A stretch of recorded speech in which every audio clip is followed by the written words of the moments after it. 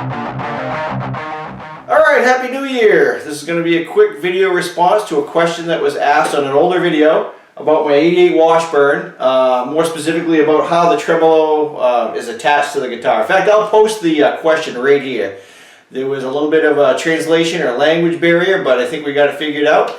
And what we're going to do is take a quick look at this, and then I figured to make it maybe more helpful to other people, I'll explain a little bit about the concept of floating tremolos, and I'll show you a couple different ones that I have. Alright, let's go ahead and take a look at this one first, get that question answered, and then we'll maybe take a quick look at some of the other guitars. Alright, so you can see that this Washburn has a Floyd Rose licensed bridge on it, or tremolo setup. It's a Washburn 600S is the Washburn part number, if you're looking for the specific part number. They use this bridge on other series guitars, I think the Nuno Betancourt guitar and maybe the Dime series guitar. So there are a bunch of them out there. Check eBay if you're looking for parts or the actual bridge, okay? So the question was specifically about the rocking, and I'm not sure if that's just something that was picked up in the translator, but you can see there are two pins, okay, and they're kind of tapered. They kind of come to a V, and the bridge actually sits in that V, and then we'll take a look at the underside here in a minute. But one thing to keep in mind is that commonly happens on this. You see I have another one because in the early 90s I stripped out one of my saddles, and some people are trying to gouge you on these saddles, so I picked up the whole bridge with the saddles and everything for like I don't know, 30 bucks or something. So keep in mind that these do wear right here sometimes, so that's a common issue with these older Floyd Rose bridges. And another thing to keep in mind is that these saddles are actually numbered. Let me grab because they actually have different heights, right? To match the radius of your fretboard. So this is a 3. So on these bridges here, it goes 1, 2, 3, 3, 2, 1. Okay, and those are the different saddle heights to give you the radius. You can't really see it unless you set them on a flat surface, but it is important, okay, that they match the radius of your fretboard. All right, so I'm gonna flip it over. We'll take the back off, and I'll take a look and see what the back side looks like. All right. Alright, so you can see on the back side of the guitar we've got this sort of metal attachment with these wood screws, and it's also grounded, so that provides the ground that's required. So what you can do is you can adjust the spring tension either by moving these to a different location. There are different holes here, or you can wind these screws in or out. Okay, this guitar is set up a half a step down. And what ended up having to happen, which I'll be honest, I ended up paying somebody to sort of do a fret job and really get this set up for me. These needed to be wound out slightly to reduce the amount of spring tension, right? Because the spring tension provides a counter tension to your string tuning, right? So when you have a Floyd Rose and you loosen up the strings, the bridge sets back. And when there are no strings on it, it sets back all the way, obviously. But if you're dropping down a half a step, you're reducing the string tensions. So your spring tension needs to be reduced as well so that it can kind of sit level. The other thing to keep in mind is that if you have a floating tremolo and you're doing like drop tuned, it'll probably tolerate a drop D, no problem. It'll drop back slightly.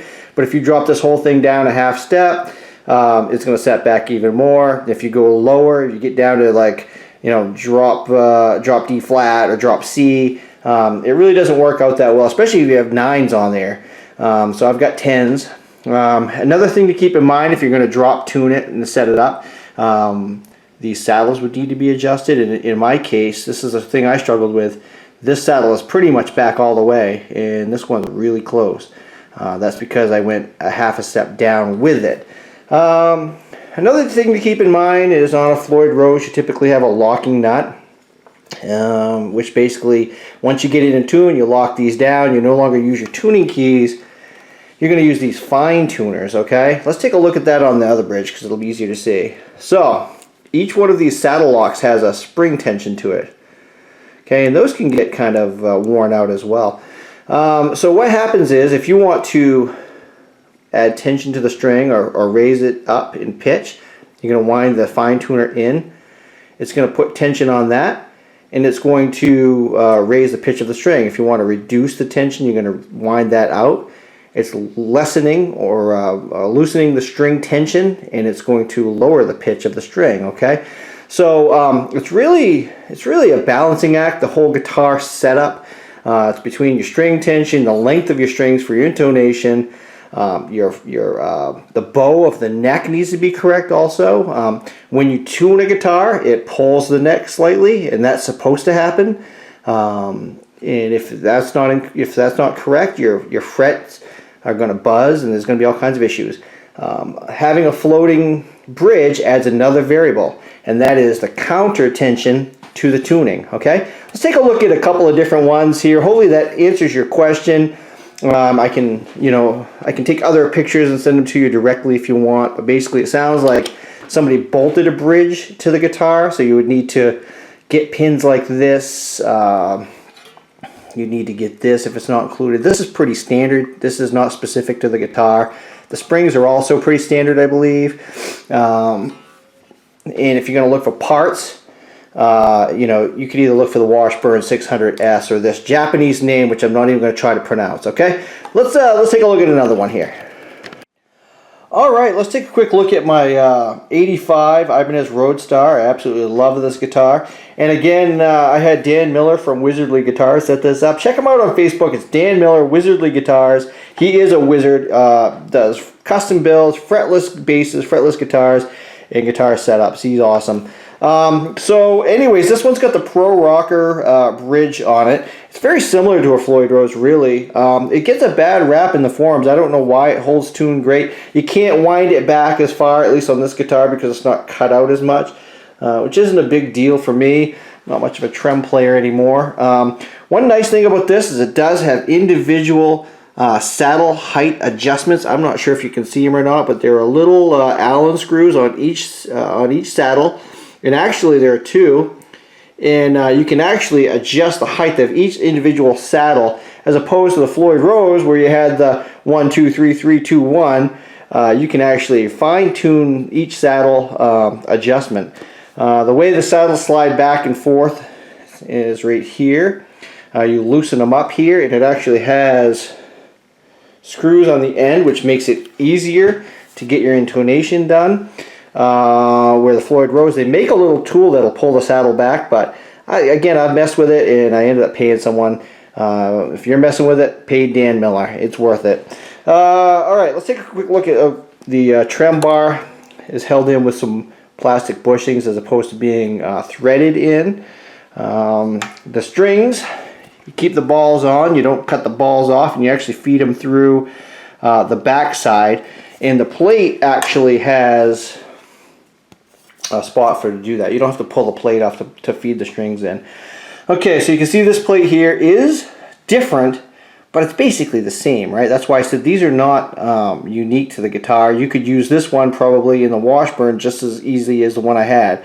The springs, again, are very similar, and again, it is grounded. You can see that, okay? So the trem design, although it's different, it's very similar to a Floyd Rose, and the rocking motion works basically the same. This one also has the locking nut.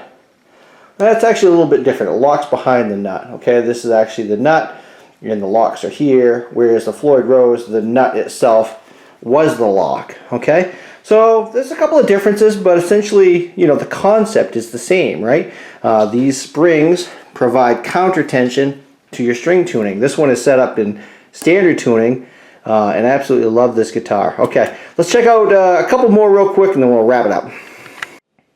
Alright, here we have a carbon bolt with a Wilkinson tremolo. Okay, this one is not a locking tremolo system. It's just got a standard nut down here, so there are no fine tuners on the Wilkinson.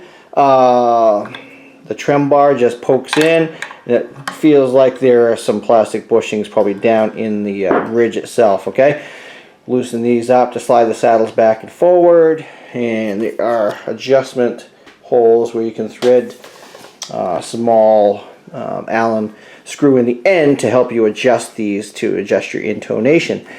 Each saddle does have, similar to the Washburn, the ability to adjust the saddle height. Okay, so that's different from the Floyd Rose. On the back side, very similar. This one's got 4 springs. Look, somebody used drywall screws and just wound that in there. Okay, so there's nothing real complicated about the backs. They're all very similar. And again, this one is a floating bridge, so it can drop back, and the springs provide the counter tension to the tuning. All right, let's take a look at one last bridge setup, and it's actually set up a little differently. Okay.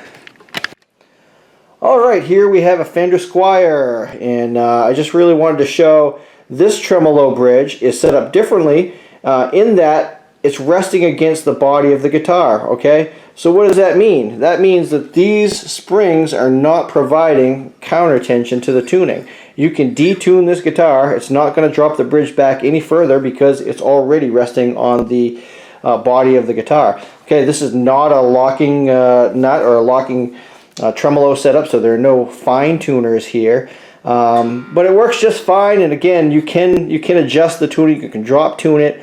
If you've got 9s or light gauge strings, it's obviously gonna make the strings real loose and they may sound muddy. You may get some fret buzz and whatnot, but it's not going to affect the bridge by detuning this guitar.